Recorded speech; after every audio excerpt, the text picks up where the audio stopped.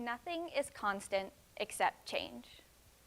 I'm about to start birth control, which is normal for girls at 16, except for me, it's medication, not precaution. I've just been diagnosed with PCOS, polycystic ovarian syndrome. And I have no idea what that means for the me right now or for the future me that dreamed of having kids, but I'm told that the only medication is to regulate my hormones with birth control. I'm put on a plan that sounds like a dream. I'm never supposed to get a period. And for about 3 weeks, I don't, until I do. And then suddenly it's day 10, then day 12, and I go through 3 tampons in just 6 hours. The norm for some girls, but that was 6 times my normal.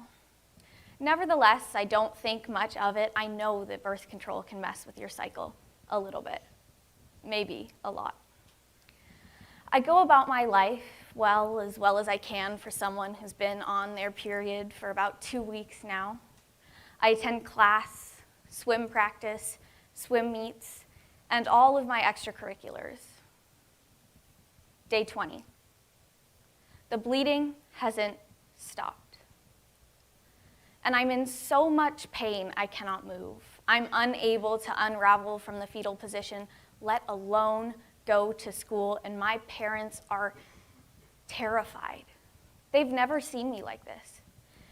And my gynecologist shares their concern, immediately calling in an ultrasound. It comes back clear.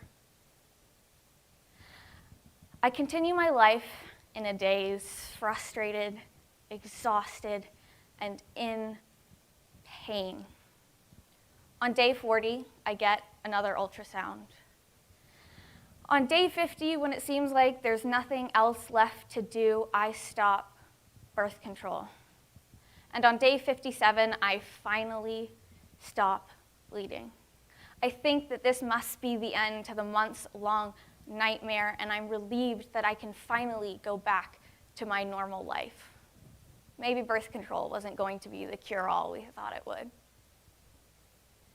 Months go by and I learn to accept that I might just be a medical mystery because even though the bleeding has stopped, I still have every symptom of a period. The fatigue runs bone deep, the cramps never go away, and the headaches have become a persistent part of my life.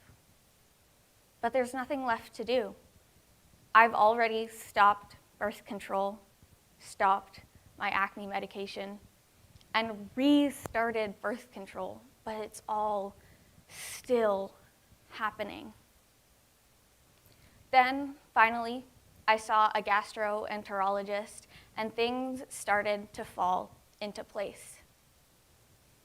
I had a colonoscopy and an endoscopy, and they confirmed that I had IBD. I have IBD. And I thought that surely this was the end. But boy, could I not have been more wrong, because after that came even more tests to confirm that I had Crohn's disease, and then came treatment.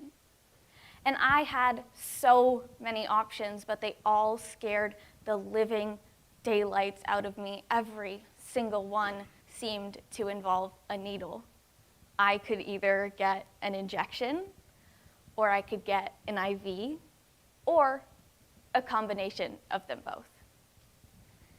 I started with an injection.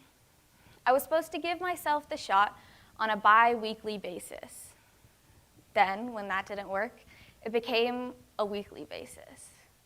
Then, when that still didn't work, 4 months and a battle with insurance later, they put me on a steroid. And after a while, the constant nausea, mornings spent throwing up, and internal bleeding finally went away.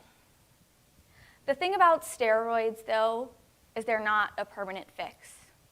I still had to find my magic meds, and quite frankly, I was fed up.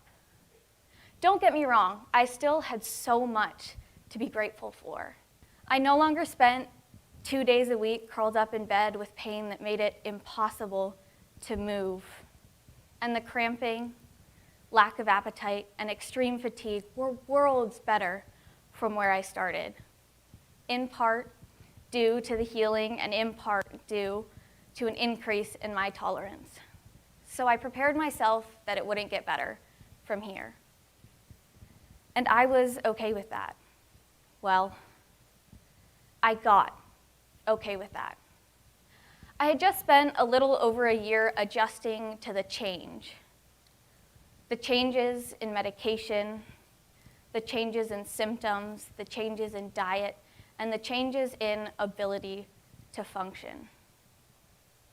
How difficult would it be to keep at it, keep taking it day by day, and continue with this for the rest of my life?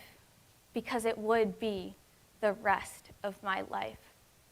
There's no cure for Crohn's, only treatment. And there's no guarantee that the treatment that works for me today will work for me tomorrow. I've since found my magic meds, but my days are still ever changing. Some days I wake up and I'm operating at my max, 60%, and others I'm operating at a mere 20.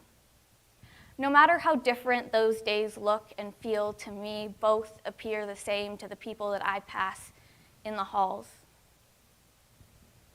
However, one day means having enough energy to make it through, completing my homework on time, and eating, while the other likely means going to bed early and counting it as a win if I eat a yogurt or a piece of toast for dinner.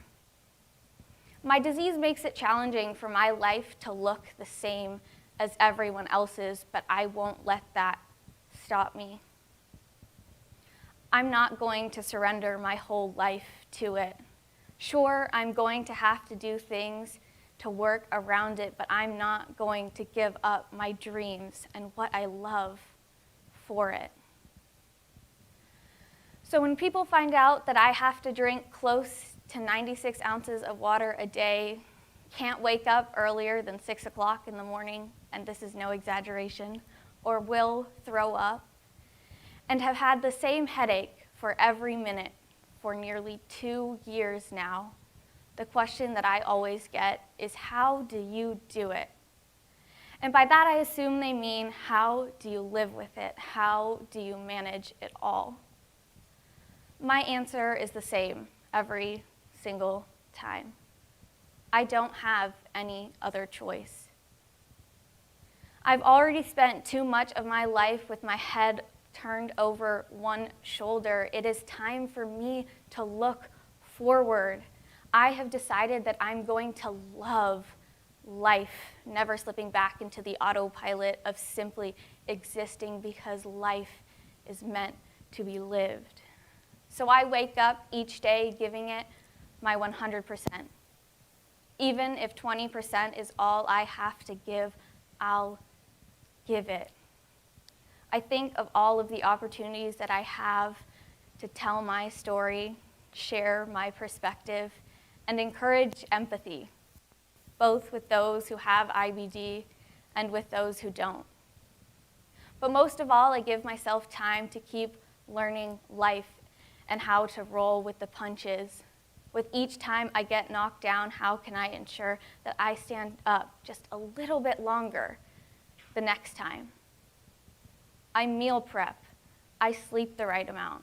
I lean on my support systems. I see a therapist, and I prioritize myself and my health in every situation so that I can live the life that I want to. I'm not willing to give up going to school every day, volunteering, time with my friends and family, the foods that I enjoy, hobbies, and joy for a disease that I never wanted. Now, as much as today is about my perspective, it is also about yours. You're not all going to get diagnosed with a chronic illness, but you all will experience change.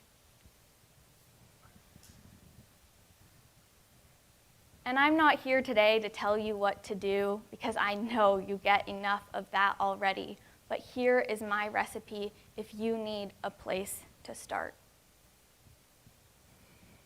Perspective.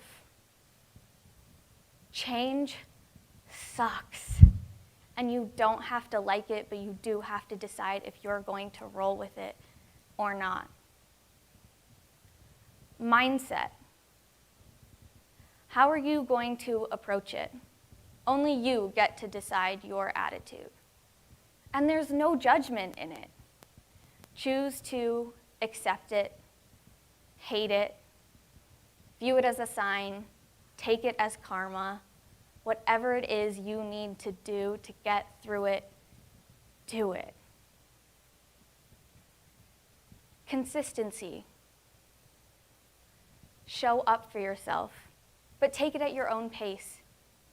I didn't do all the things that I do now to take care of myself all at once. I did it one at a time.